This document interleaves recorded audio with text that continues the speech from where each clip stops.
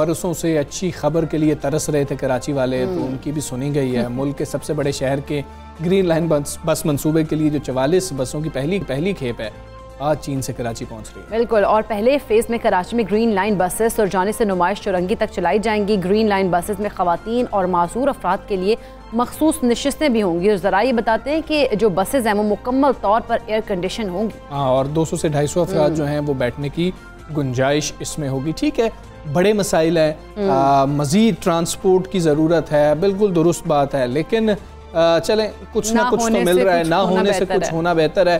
इसको हम यही कह सकते हैं कि जी के बारिश का पहला कतरा है और उसके बाद शायद कराची वालों की सुनी जाएगी और जो दीगर मसाइल हैं वो भी हल होना शुरू हो जाएंगे। खासतौर पर ट्रांसपोर्ट के साथ तो रोड स्ट्रक्चर जो है उसका बड़ा ज़्यादा ताल्लुक होता है और वो हम देखें तो वो भी बहुत बुरे हालात हैं, बहुत बुरे हालात हैं कराची के। रोड स्ट्रक्चर की बात करें, पब्लिक ट्रांसपोर्ट अगर हम बात करें ज़रूरत के मुकाबले में बेहद कम है और खस्ता हाल बसेस के साथ साथ टूटी फूटी जिस तरह की हमने सड़कों की बात की उसकी वजह से जो शहरी हैं वो बहुत ज़्यादा परेशान है, बुरा हाल हुआ पड़ा कराची। अच्छा, सर्कुलर रेलवे, ग्रीन लाइन और दीगर मंसूबे बरसों से हम देख रहे हैं कि सुस्त रवि का शिकार है। मुआशी माहिरीन की बात करें तो वो कहते हैं कि कराची की मईशत की तरक्की में सबसे बड़ी रुकावट जो है ना वो टूटी फूटी सड़कें हैं और फरसुदा पब्लिक ट्रांसपोर्ट है। अफसोस की बात यह है शहरियों के लिए मुसलसल दर्द सर रहने वाले इस मसले पर भी वफाक और सिंध हुकूमत रस्सा कशी में मसरूफ हैं। अब हम फिर वही बात कर रहे हैं कि चलें बहुत ज़्यादा ज़रूरत है, लेकिन कुछ जब चीज़ आ रही होती है, अब इस तरह नहीं होता कि आपको बहुत ज़्यादा भूख लगी हो ना इकरा, तो आप ये कहेंगे जी नहीं मेरे लिए तो ये आपने 3 निवाले लेकर आए हैं तो मैं तो ये भी नहीं खाऊंगा।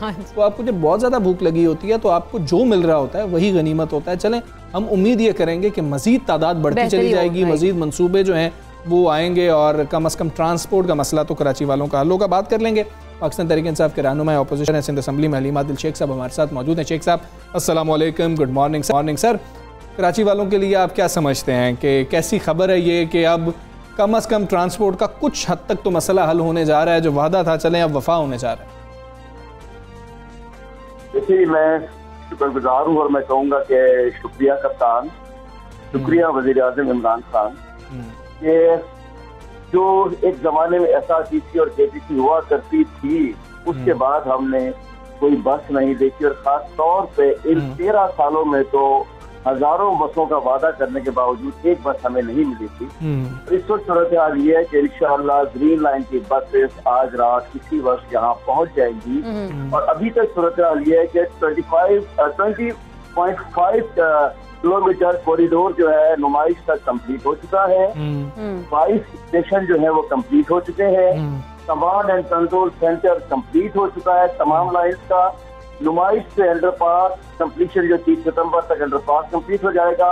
ITS सिस्टम जो है वो NRTC कंप्लीशन पे ये उसमें है कि 3 वीक अक्टूबर में कंप्लीट हो जाएगी। सिक्योरिटी मैनेजमेंट फाइनल हो चुकी है। बस ऑपरेटर जो है वो डाइवो के हवाले कर दिया, ऑपरेशन जो है डाइवो के हवाले कर दिया गया है। बसेस जो है पहुंच रही हैं और इंशाल्लाह बकिया 40 बसेस अंडर 20 के ग्रोथ के अंदर आ जाएंगी। मैं समझता हूँ कि एक जो बहुत पुराना एक हमारी कराची वालों की ख्वाहिश थी, डिमांड थी, जरूरत थी, वो अल्हम्दुलिल्लाह इमरान खान साहब पूरी करने जा रहे हैं और हमें करनी चाहिए। बिल्कुल। अच्छा हलीम आदिल शेख साहब, कोऑर्डिनेशन की बात कर लेते हैं। ग्रीन लाइन बस सर्विस को ही लेके अगर कराची की दीगर ट्रांसपोर्ट के हवाले से वफाकी और सूबाई हुकूमत की कोऑर्डिनेशन देखिए तो वो कैसी है? सूबाई हुकूमत की कोऑर्डिनेशन, कैसी कोऑर्डिनेशन, कहाँ की कोऑर्डिनेशन, नथिंग। वो तो आज भी कल कह देंगे कि क्या पता, वो कहते हैं कि नहीं ये बसों का रंग ग्रीन क्यों, ये तो पाकिस्तान सिंध हमला हो गया, ये बसों के अंदर हमारा पीपल पार्टी का झंडा क्यों नहीं है, तो सिंध पे हमला हो गया है। इसके अंदर टेप के अंदर जो है वो जिंदा है, भुट्टो जिंदा क्यों नहीं चल रहा है, तो सिंध पे हमला हो गया है। बसें क्यों दे दी है, तो हमारे बस हमारे सकाफत पे हमला हो गया है। तो सिंध हुकूमत की तो कोई कल सीधी नहीं है। अगर ये बसें इनके थ्रू आती, इसमें बहुत बड़ा कमीशन इनको मिलता, इनका पेश की आग बुझती, तो फिर ये कहते बड़ा अच्छा हो गया। मैं नहीं समझता there is no proper. Technically हमारी कोऑर्डिनेशन है के ट्रांसपोर्ट डिपार्टमेंट से और उन्होंने आप देखिए खुद तो अपनी ऑरेंज लाइन बसेस भी हमें हमारे थ्रू मंगवाई है। वफाक के SIDCL के जरिए उन्होंने ऑरेंज लाइन बसेस मंगवाई है और जो इसका जो कंट्रोल सिस्टम है वो टोटल तमाम लाइन्स का, वो पता नहीं लाइन्स कब बनती है बनती, लगता है इंशाल्लाह वो भी हम ही आगे बनाएंगे गवर्नमेंट में, इन्होंने नहीं बनानी, वो भी हमने कमांड एंड कंट्रोल सेंटर तो तमाम लाइन्स का संभाल लिया है। इंशाल्लाह गवर्नमेंट भी हम ही होंगे तो वो भी ले आएंगे इंशाल्लाह प्रोविंशियल बस सिस्टम भी। ठीक है अली मदिल शेख साहब, कल फेमुज़ ज़मान साहब हमारे साथ मौजूद थे, साबिक एडमिनिस्ट्रेटर कराची हैं। उनसे जब ग्रीन लाइन बसों के हवाले से बात हो रही थी तो वो ये कह रहे थे कि ये जो जिस कंपनी से हमने बसें ली हैं ना, वो कंपनी कोई अच्छी नहीं है और बड़ी कोई नाकारा किस्म की ये बसें होंगी। और दूसरा वो BRT के साथ इसका मवाजना कर रहे थे, कह रहे थे कि BRT में जिस तरह से हमने देखा कि बारहा आग के वाक़यात लगते रहे, तो खुदा न खास्ता ऐसे भी कुछ वाक़यात हो सकते हैं क्योंकि क्वालिटी अच्छी नहीं है। इस तरह का एतराज़ किया गया था सर। तो क्वालिटी पे हम आपसे क्वेश्चन करना चाह रहे हैं कि ये जो एतराज़ात हैं इनमें कोई सदाकत है या बस ऐसी एतराज़ात किए हैं? माजरत के साथ एक थोड़ा सा मैं आम फहम जुमला कहूँगा कराची वालों को समझाने के लिए। ये कुछ चले हुए कारतूस फेमुज़ ज़मान जैसे जिन्होंने अपने दौर में KMC के एडमिनिस्ट्रेटर लगे तो इन्होंने सारे जो पिछले तोड़ फोड़ हुई थी फेमुज़ ज़मान साहब की मेहरबानियाँ थी। BRT अगर चली, जब कोई चीज चलती है तो प्रॉब्लम आए वो हल हो गए, कोई इशूज थे उसके अंदर टेक्निकल, तो इनका फार्मूला इनके जो ये पीपल्स पार्टी से रिलेटेड रहे हैं, he is from Peoples Party. मैं पूछना चाहता हूँ, इस खौफ से आपने बस ही नहीं चलाई पूरे 13 साल के अंदर कि कोई आग ना लग जाए, ठीक ना हो जाए। ठीक है, जब कोई काम होता है तो उसमें अच्छा भी होता है, कुछ गलतियां भी लेकर आती है। BRT ठीक हो गई है, क्या बसें अगर ऊपर नीचे हो जाए, ये कहाँ की साइंस है, कंपनी अच्छी है बुरी, आने तो दीजिए। मैं इन्होंने खौफ से इनकी पार्टी ने तो काम ही नहीं किया, बस ही नहीं दी कि बस को कहीं खराब हो जाए। नहीं, आप ठीक कह रहे हैं, लेकिन हमने इंश्योर किया है ना कि क्वालिटी ठीक होगी, ये सारी चीजें चेक की गई हैं, इस पे आप लोग मुतमईन है, वफाकी हुकूमत कम से कम मुतमईन है? जी अल्हम्दुलिल्लाह, तमाम इसको ड्यू प्रोसेस पे इनको गुजारा गया है। क्वालिटी इंशाअल्लाह बेहतरीन होगी और मशीनरी होती है, कोई छोटी मोटी बात हो भी सकती है, लेकिन इसको ओवरकम करेंगे, ठीक करेंगे। और अल्हम्दुलिल्लाह तमाम जो प्रोसेस होते हैं उनसे हमने इसको गुजारा है और अल्हम्दुलिल्लाह क्वालिटी भी ठीक होगी। और कराची वालों को तोहफा है वज़ीर आज़म इमरान खान की तरफ से। इसके बाद KCR का भी संग बुनियाद हम रखने जा रहे हैं, इसी सितंबर में रखना चाह रहे हैं इंशाअल्लाह। वो जो ट्रेन हमारे लिए ख्वाब हुआ था, वो बना रही थी पीपल्स पार्टी वालों ने, इंशाअल्लाह वो ट्रेन सिस्टम भी स्टार्ट होने जा रहा है। बसेस आ चुकी हैं, आ रही हैं, अक्टूबर में चल जाएंगी। उसके बाद फ्रेट टर्मिनल, उसका भी 2 महीने बाद उसका स्टार्ट हो जाएगा। उसके बाद K4 इंशाअल्लाह 14 अगस्त 2023 को स्टार्ट हो जाएगा। 2-4 महीने में उसका भी इन्होंने 13 अरब और 13 साल बर्बाद कर दिए, एक बूंद पानी का नहीं दिया। 13 अरब और 13 साल K4 के लिए बर्बाद किए। लेकिन लेट्स स्टार्ट, और अल्हम्दुलिल्लाह ये कल ग्रीन लाइन बसेस जो है कराची पहुंच रही है, कॉरिडोर कंप्लीटेड है। फिर भी छोटी मोटी चीजें आएंगी, लेकिन इंशाल्लाह उसको ठीक कर लेंगे। ठीक है, यानी कि हम उम्मीद करें कि जो कराची के जो अंदर शहरियों को ट्रांसपोर्ट के मसाइल थे वो अब उसके लिए अब बारिश का एक कतरा ही हम कह लें कि साबित होगा। लेकिन ये जो बसेज़ हैं ये स्टार्ट हो गई हैं। अब हम अगर मज़ीद देखें तो मज़ीद भी इस तरह के मनसूबे कराची के शहरियों के लिए आएंगे, क्योंकि इतनी जो अभी, क्योंकि कराची की अगर आबादी देखें तो वो बहुत ज़्यादा है, तो अभी जितनी तादाद में आ रही हैं ये तो उनकी ज़रूरत पूरी नहीं कर सकती। तो हम मज़ीद मनसूबे देख रहे हैं किस तरह के आएंगे आगे भी। जी देखिए, इन्होंने ग्रीन लाइन हमारे जिम्मे थी, KCR बाकी red line, blue line, orange line बहुत सारी मैंने आपको कहा कि सेंट्रल गवर्नमेंट ने अपने जिम्मे दी हुई थी। अब मुझे लगता है कि जैसा मैंने कहा कि इनमें तो ये तो नाअहल लोग हैं, इनको तो एक डेस्क में इनको मैंने नकाब कर दिया है। 6,000 की डेस्क 29,000 में उन्होंने लिए, इन्होंने बस ली तो उसमें तो जब डेस्क में 3 अरब का चंद डेस्कों में तो 3 अरब का खर्चा लगा सकते हैं। तो इसके साथ क्या करें, इंशाल्लाह हम फर्दर लाइन्स भी आएंगी। इंशाल्लाह हमारी कमिटमेंट है, हमारी वादा है कराची वालों को, हमने इंशाल्लाह उनके तमाम मसाइल को दूर करना है। तो इंशाल्लाह दीगर लाइन्स भी गवर्नमेंट करने बड़ी मेहरबानी ली तो हम खुद आगे कर दें। बिल्कुल ठीक है। अली मदिल शेख साहब बहुत शुक्रिया आपका, सबसे पाकिस्तान से कर रहे थे और हम ग्रीन लाइन बस मनसूबे के हवाले से बातचीत कर रहे थे। चलें कुछ ही सही, लेकिन आ तो रही हैं बसें और हम तो उम्मीद करते हैं कि कोई टेक्निकल फॉल्ट्स ना हो, क्योंकि टैक्स पेयर के पैसों से ऐसी चीज़ें आ रही होती हैं और आवाम के लिए ये मंसूबे होते हैं। तो हमें यही उम्मीद भी रखनी चाहिए और ऐसी क्वालिटी भी बेहतर होनी चाहिए। जिस तरह के कुछ अभी एतराज़ात पहले ही किए जा रहे हैं तो इनमें कोई सदाकत ना हो, हम तो यही कह सकते हैं कि बहुत बेहतरीन किस्म का मंसूबा चल रहा हो। हम अब आगे बढ़ेंगे। हमजा, ट्रैफिक पुलिस कराची ने अदालती हुक्म पर कम उम्र ड्राइवर्स, वालिदैन और गाड़ी मालिकान के खिलाफ खुसूसी मुहिम चलाई है और इस दौरान सिर्फ 14 रोज के दौरान 16,000 से जायद चालान किए गए हैं, जिनके जुर्माने 1,10,37,500 रुपए बनते हैं। हाँ जी, और खुसूसी मुहिम के दौरान कम उम्र जो ड्राइवर्स हैं उनके 11,000 से जायद चालान किए गए हैं। मजमूई तौर पर 55,75,500 रुपए उन पर जुर्माना आयद किया गया और खिलाफ वर्जी पर 10,754 गाड़ियों को भी जब्त किया गया है। आप ये देखें कि जी इतने चालान किए गए, हम आपके साथ नंबर शेयर कर रहे हैं, इतना जुर्माना हुआ, ये सब तो चले एक तरफ रह गया। जिंदगियां कितनी अहम है। आप कैसे कम उम्र ड्राइवर्स को, अपने बच्चों को गाड़ियां दे देते हैं, बाइक्स दे देते हैं, वो सड़कों पर लेकर चल निकलते हैं, और फिर खुदा न खास्ता कोई हादसा हो जाता है तो फिर बंदा किससे बात करे। उस वक्त जो है पेरेंट्स कहते हैं कि जी हमारे बच्चे की तो शायद गलती नहीं थी, या जो भी मामला था, बच्चे वन करते हुए हमें नजर आते हैं। ऐसे ही हम जब निकलते हैं बाहर तो हम देखते हैं कि छोटे छोटे बच्चे जो हैं वो बाइक्स चला रहे थे। और हमजा मैंने अक्सर देखा है कि इतने छोटे बच्चे होते हैं कि देखिए भी डर लग रहा होता है, उनके पाँव जमीन पर लग नहीं रहे होते, लेकिन वो बाइक के ऊपर बैठे होते हैं और 2-2 3-3 बैठे होते हैं। हाँ, छोटे बहन भाई साथ बैठाए होते सब हैं, मतलब छोटे छोटे बैठे होते हैं और वो मतलब चला रहे हैं। पेरेंट्स का ये सबसे पहले बनता है कि पेरेंट्स जो हैं उन्हें घर से निकलने ही ना दें। इतने छोटे बच्चों का क्या काम है बाइक चलाना, जिनको कवानीन का नहीं पता, ट्रैफिक के रूल्स का नहीं पता है, आप गाड़ियां उनको पकड़ा देते हैं। अच्छा, ऐसा कभी मैं अगर सड़क पे देखूं जाता हुआ कि कोई छोटा बच्चा है वो गाड़ी चला रहा है, या खास तौर पर अगर वो बाइक चला रहा है, मैं तो अपनी गाड़ी स्लो कर लेता हूँ कि भाई ये आप गुजर जाओ इसी तरह से, तो मैं जरा पीछे रह जाता हूँ, क्योंकि इतना खौफ आ रहा होता है, उन बच्चों का बैलेंस ही नहीं होता, खासतौर पे बाइक वालों का। अच्छा, वो बाइक यूं लड़खड़ा भी रही होती है, लेकिन वो चला रहे हैं भाई, और फिर उनकी स्पीड भी ज्यादा होती है, क्योंकि वो घबराए भी होते हैं उस तरह से। लेकिन पेरेंट्स जो हैं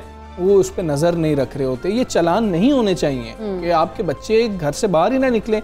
ये आप उनको क्यों चाबियां दे देते हैं, क्यों कहते हैं कि जरा जाओ ये बाजार से ये चीज ले आओ, थोड़ी सी खुद मेहनत कर लें, थोड़ी सी आपको तकलीफ होगी इसमें, लेकिन आप बड़ी तकलीफ से बच सकते हैं। और ये बच्चे दूसरों के लिए भी जो है खतरा बन रहे होते हैं। हाँ जी, आप देख लेना, एक बंदा सही जा रहा है और बच्चा उसके अंदर आके अगर खराब तरीके से आ रहा है, उसने उसके अंदर अपनी बाइक या गाड़ी मार दी है, तो उस तरह खुदा न खास्ता एक्सीडेंट होने से किसी की जान भी जा सकती है। लेकिन एक जो बंदा सही जा रहा है उसको भी आपने नुकसान पहुंचा दिया, तो पेरेंट्स का सबसे ज्यादा इसमें है, पेरेंट्स बच्चों को निकल नहीं ना दें घरों से। हमें शौक होता है कि बच्चा चले, सबको अच्छा लग रहा होता है कि बच्चा ये बड़ा हो रहा है, अच्छा लग रहा होता है कि ये इस काबिल हो गया, ये उस काबिल भी हो गया। लेकिन गाड़ी चलाने या बाइक चलाने के लिए काबिलियत की हद स्टेट ने डिफाइन की हुई है, और आपको लाइसेंस मिलता है उस उम्र के बाद। तो वो जो स्टेट ने डिफाइन किया ये उसी को ही रहने दें, तभी आपका बच्चा उतना बड़ा हो जाएगा, और जब 18 साल का हो जाएगा उसको आप जो है ये चीजें, कोई चीजें जो है ना वो उम्र के कहते हैं ना, उम्र के मुताबिक ये चीज अच्छी लगती है, तो ये चीजें भी जो है ना वो उम्र के मुताबिक ही अच्छी लगती है, जो कि बरवक्त आप फैसला करने की आप में सलाहियत नहीं होती है कि अच्छा अचानक कोई आपको ब्रेक मारनी पड़ जाती है, तो आपकी वो सलाहियत नहीं है, तो उससे भी आप एक बेहतर फैसला नहीं कर सकते और आप बड़ा नुकसान कर सकते हैं। और ज़िंदगी से बड़ा नुकसान क्या हो सकते हैं? पैसों के चालान हो गए, अच्छा जी जुर्माने हो गए, ये तो चले पैसों से रिलेटेड है, लेकिन जो ज़िंदगी है वो बहुत इंपॉर्टेंट होती हैं, उसकी कोई कीमत ही नहीं होती। हम आगे बढ़ेंगे और कुछ बच्चों के हवाले से बात हो रही है, तो तालीम की थोड़ी सी बात कर लेते हैं। महकमा स्कूल एजुकेशन ने लाहौर, रावलपिंडी और फैसलाबाद समेत पंजाब के स्कूलों में तालीमी साल के दौरानिए में अब इजाफा कर। बिल्कुल, वज़ीर तालीम पंजाब मुराद राज साहब ने सोशल मीडिया की वेबसाइट ट्विटर पर एक पैगाम में कहा है कि स्कूल्स के तालीमी साल 2021-22 के दौरानिए को बढ़ा दिया गया और अब तालीमी साल का जो दौरानिया है वो जून 2022 तक होगा, और स्कूलों के सालाना इम्तिहानात जून में होंगे। तालीमी साल के दौरानिए में इजाफा कोरोना के बायस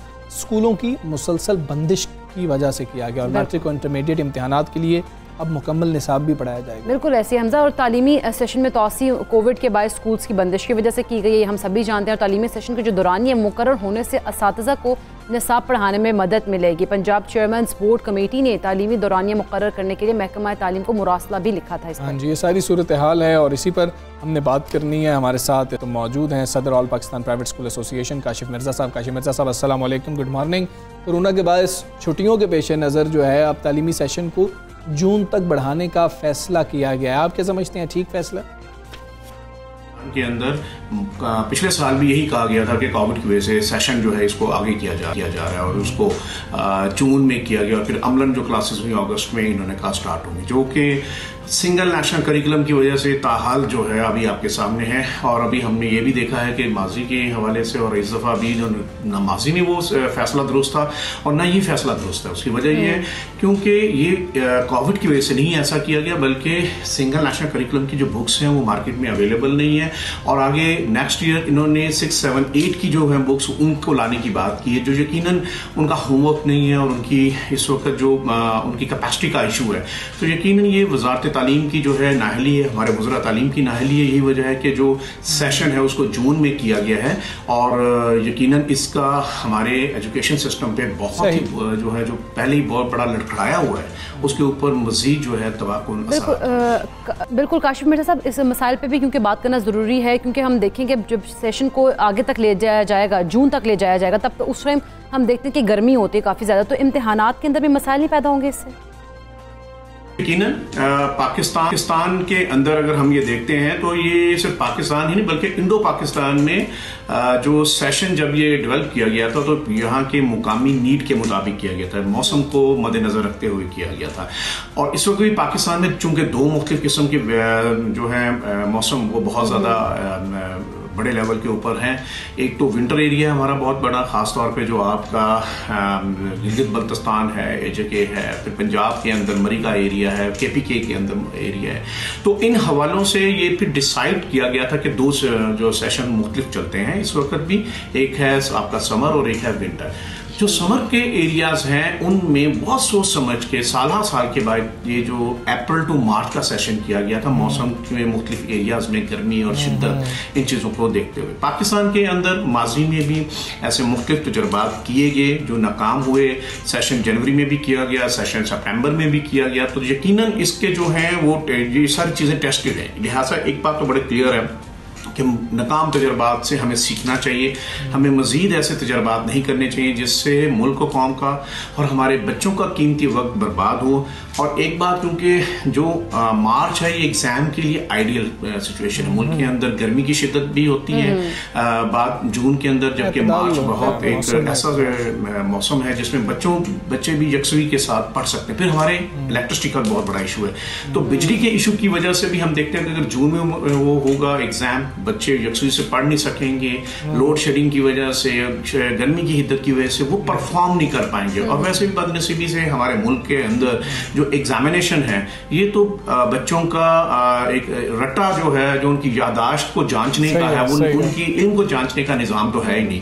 तो बदनसीबी से अगर हम इसको फिर जून में ले जाएंगे तो बच्चों के ऊपर बहुत बुरे असरात होंगे। और हमने माजी में भी ये तजर्बा नाकाम होते देखा है। मजीद इस किसी किस्म के ऐसे एडवेंचर। ठीक है काशिफ मिर्ज़ा साहब, ये कहते ये आ रहा है प्राइवेट स्कूल एसोसिएशंस की जानिब से ही कि जी कुछ निजी स्कूल हैं, बड़े निजी स्कूल उनको कह लिया जाए, वो तो इसी सेशन का जो है कि जून में इख्तिताम हो रहा होता है, इसी पैटर्न को फॉलो कर रहे हैं, इसीलिए शायद गवर्नमेंट की जानिब से ये फैसला भी किया गया। आप समझते हैं ये ऐसा ही है? और फिर अगर ऐसा ही है तो सारों का निज़ाम एक कर दिया जाए? बिल्कुल all Pakistan private school federation इसके हक में नहीं है। उसकी वजह यह है कि हमने माजी में भी ऐसे एडवेंचर और नाकाम तजर्बा देखे हैं। एक तो बात यह है कि पाकिस्तान का जो बहुत बड़े लेवल के ऊपर जो एजुकेशन सिस्टम है, लगभग 98 to 99% वो सेकेंडरी एजुकेशन के ऊपर बेस करता है, जो अप्रैल टू मार्च चलता है। ये जो जून का जो एग्जामिनेशन है और फिर अगस्त से नया सेशन स्टार्ट होता है, ये अमूमन कैम्ब्रिज एजुकेशन सिस्टम के तहत चलने वाले तालीमी अदारों में होता है। बमुश्किल शायद वो 1-1.5% हमारी पूरी कम्युनिटी का है, और 1-1.5% कम्युनिटी भी जो है वो मजबूर इसलिए क्योंकि उनका एग्जामिनेशन सिस्टम कैम्ब्रिज के मुताबिक है, वहाँ एग्जाम इस सेशन के मुताबिक होते हैं। उनकी अपनी नीड है, उनका अपना एनवायरनमेंट है, उनका अपना वेदर है, जिसको मद्देनजर रखते हुए उन्होंने ये सब कुछ किया हुआ है। लिहाजा पाकिस्तान के अगर आप देखते हैं लगभग 5 करोड़ बच्चे जो हैं तालीमी इदारों में स्कूल्स में पढ़ रहे हैं। अगर आप इसको आगे लेके जाएंगे तो इन 5 करोड़ बच्चों के ऊपर जो है वो उसके बहुत मनफी असरात होंगे। हमें अपनी नीड के मुताबिक असेसमेंट करनी चाहिए और उस नीड असेसमेंट के ऊपर जो है फैसले किए जाने चाहिए।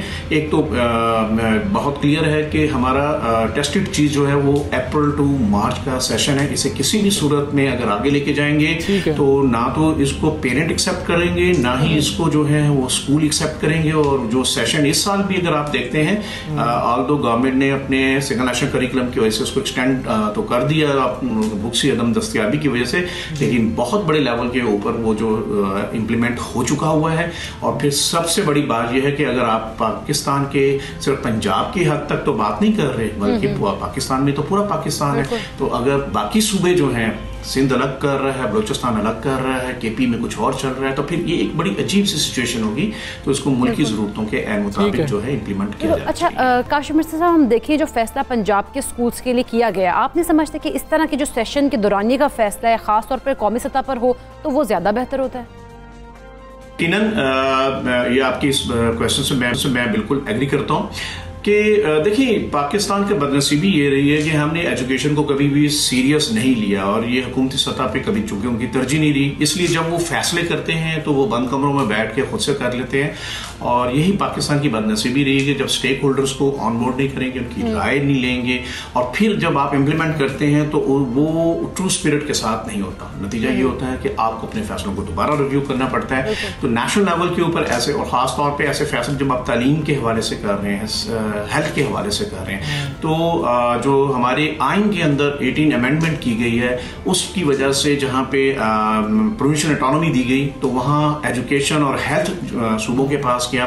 अब एजुकेशन एक ऐसी चीज है कि जिसमें नेशनल लेवल के ऊपर कंसेंसस होना चाहिए और उसी के ऊपर जो है फैसले किए जाने चाहिए और इम्प्लीमेंट होने चाहिए। ये बदनसीबी है, लिहाजा फौरी तौर पे 18 अमेंडमेंट के अंदर खास तौर पे एजुकेशन को रिव्यू किया जाना चाहिए और ये हमेशा फेडरल लेवल के ऊपर सब्जेक्ट मैटर रहे, ताकि जब भी आप कोई ऐसे फैसले करें तो उसके अंदर कौमियत दिखाई दे और नेशनल लेवल के ऊपर उसमें आपको एक जो है यकसानियत दिखाई दे। तो ये बिल्कुल आप सही फरमा रहे हैं, पाकिस्तान के अंदर इसमें नेशनल लेवल के ऊपर ऐसे फैसले होने चाहिए। बहुत ज़रूरत है कि हम अपने इन फैसलों में स्टेक होल्डर को शामिल करें, हम अपने इन फैसलों में ऐसे इकदाम करें कि जिसमें हम अपने बच्चों का तालीम का नुकसान मजीद ना करें, बल्कि ऑलरेडी हमारे जो 2.5 करोड़ बच्चा है ऐसे फैसले किए जाएं कि उनको भी हम तालीम। सही है काजी मिर्ज़ा, शुक्रिया आपका। सबसे पाकिस्तान से आप बात कर रहे थे। अच्छा, प्रॉब्लम यह है और इस प्रॉब्लम को अब कैसे एड्रेस किया जाएगा, क्योंकि उस दिन भी जब बात हो रही थी हमारे साथ एक और एजुकेशनिस्ट मौजूद थे, वो एक पॉइंट पे बात कर रहे थे, वो भी बड़ा अहम है कि हम ये देखते थे कि मार्च में हो जाता था, अप्रैल में स्कूल लगते थे, बच्चों के पहले जो है मिड टर्म एग्ज़ाम या जो भी एग्ज़ाम्स हैं वो ले लिए जाते थे थोड़े से कोर्स के, फिर बच्चों को गर्मियों की छुट्टियों के लिए होमवर्क दे दिया जाता था और जैसे ही बच्चे वापस आते थे 15-20 दिनों के बाद दोबारा से उनके एग्ज़ाम लिए जाते थे। अब गर्मियों की छुट्टियां इसमें ज़ाया हो जाएंगी। बिल्कुल ऐसे ही अब ये चीज़ें तो होंगी, लेकिन अब ये कोई भी फैसला कर लें तो वो उसमें तमाम स्टेक होल्डर्स को ऑन बोर्ड लेकर फैसले करने चाहिए और मेरा ख्याल है कि सूबाई सतह पर नहीं, मेरा पूरे कंट्री में एक जैसी फैसले। खैर ये सूबाई टॉपिक बन चुका है, इसलिए हर सूबा खुद मुख्तार है ये फैसले करने के लिए, लेकिन हाँ अगर एक तरह का हो तो ज़रा बेहतर हो जाता है कि कम अज़ कम सेशन के हवाले से फैसले तो सेम होनी चाहिए। लेकिन ये सूबाई क्योंकि टॉपिक है तो हर सूबा ये अपनी मर्जी से कर सकता है फैसला और वही फैसला किया जा रहा है। हम एक ब्रेक लेंगे, ब्रेक के बाद वापस आते हैं।